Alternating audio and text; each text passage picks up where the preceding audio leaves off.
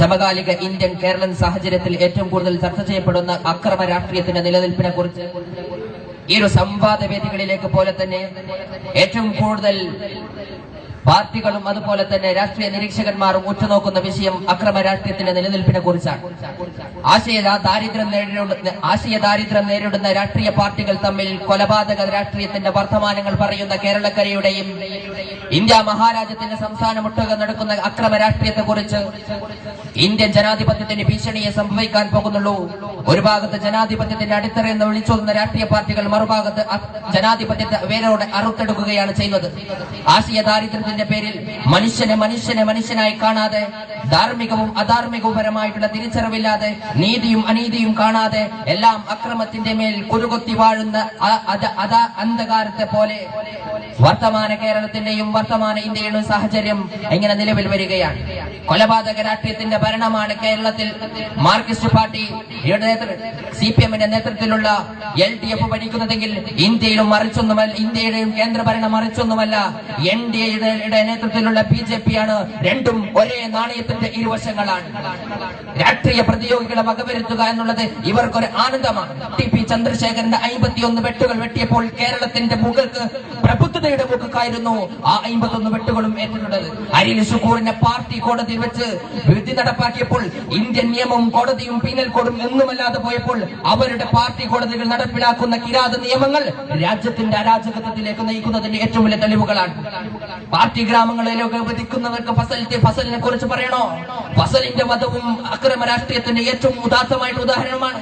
മനോജിനെ കൊല്ലാനും, BJP-കാരനെ കൊല്ലാനും, RSS-കാരനെ കൊല്ലാനും, LDF-കാരനെ കൊല്ലാനും, മുസ്ലിം ലീഗിനെ കൊല്ലാനും അത് പ്രബുദ്ധ രാഷ്ട്രീയമല്ല പഠിപ്പിക്കുന്നത്. പ്രബുദ്ധ രാഷ്ട്രീയം അതിന് ധാർമ്മികപരമായിട്ടുള്ള ഉത്തരവാദിത്തമുണ്ട്. ആ ഉത്തരവാദിത്തം നിറവേറ്റിയില്ലെങ്കിൽ ജനാധിപത്യത്തിന്റെ കടയ്ക്കൽ കത്തിവെക്കല്ലാതെ മറ്റൊന്നുമല്ല.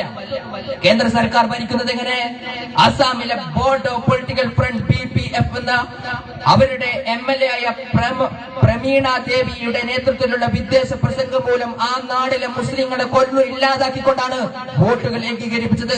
മുസഫർബാദിൽ മറ്റൊന്നുമല്ല, മുസഫർബാദിൽ 130-ൽ പരം കലാപ രാഷ്ട്രീയങ്ങൾ ഒരുക്കിയിട്ടാണ് അമിത് ഷായുടെ കുടില തന്ത്രങ്ങൾ UP-യെ ഭരിക്കാൻ വേണ്ടി, ഇന്ത്യയെ ഭരിക്കാൻ വേണ്ടിയിട്ടുള്ള അക്രമ രാഷ്ട്രീയത്തിന്റെ മുഖമുദ്ര മാറ്റിയെടുത്തത്.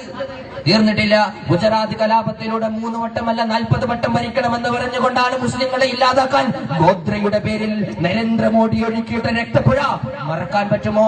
ഇതൊക്കെ രാഷ്ട്രീയത്തിന്റെ പേരിൽ നടത്തുന്ന ഇന്ത്യൻ മഹാരാജ്യത്തിന്റെ അരാജകത്വത്തിന്റെ അന്ധകാരത്തിന്റെ ആഴങ്ങളിലേക്ക് തള്ളിവിടുന്നതല്ലാതെ രാജ്യത്തിന്റെ പ്രബുദ്ധത വളർത്തുന്നില്ല ഇതൊന്നും.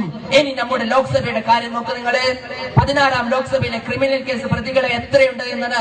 നമ്മുടെ ജനാധിപത്യം വിജയിപ്പിച്ചെടുക്കുന്ന, വോട്ടെടുത്ത് വിജയിപ്പിച്ചെടുക്കുന്ന അണികളാണ് ലോക്സഭയിൽ ഇരിക്കുന്നതെങ്കിൽ പ്രതികൾ 34% പ്രതികളാണ് ലോക്സഭയിൽ ഇരിക്കുന്നത് എന്നുള്ളതാണ് ഇന്ത്യൻ ജനാധിപത്യത്തിന്റെ ഏറ്റവും വലിയ തോൽവി. കൊലപാതക രാഷ്ട്രീയത്തിൽ 16-ാം ലോക്സഭയിൽ 34%എങ്കിൽ 2009-ൽ ഇത് 30%ആയിരുന്നു. 4% കൂടി വർഷം കൂടുന്നവരും. ഇവരാണെങ്കിലോ സ്ത്രീപീഡനം, കൊലപാതകം എന്നിവയിൽ 21% പേരും ഇൻവോൾവ് ആണ്. ഇവരൊക്കെ അക്രമ രാഷ്ട്രീയത്തിന്റെ പേരിൽ മാത്രമാണ് രാജ്യത്ത് കയറി വരുന്നത്. പ്രബുദ്ധതയുടെ പേരിലല്ല. അക്രമ രാഷ്ട്രീയത്തിന്റെ പേരിൽ വോട്ട് തേടിക്കൊണ്ടുവന്ന് ജനാധിപത്യത്തെ കഴുമരത്തിലേർക്കുന്നവർക്കെതിരെ യഥാർത്ഥ ധാർമ്മിക പോരാട്ടത്തിലേക്ക് വരിക. അതിനായിരിക്കട്ടെ പ്രധാനമന്ത്രി നരേന്ദ്രമോദിയും കൊലപാതക രാഷ്ട്രത്തിന്റെ വഴിയിലേക്ക് വന്നവരാണെങ്കിൽ പിണറായി വിജയനും മറ്റൊന്നിന്റെ വഴിയിലല്ല. എല്ലാം അക്രമ രാഷ്ട്രീയത്തിന്റെ വഴികളിലേക്ക് ജൽപ്പനങ്ങൾ പോലെ തിളങ്ങി നിൽക്കുന്നതെങ്കിൽ അവർക്കുള്ള മോഡിസം എന്നും പിണറായിസം എന്നും പറയുന്നതെങ്കിൽ അത് അക്രമത്തിന്റെയും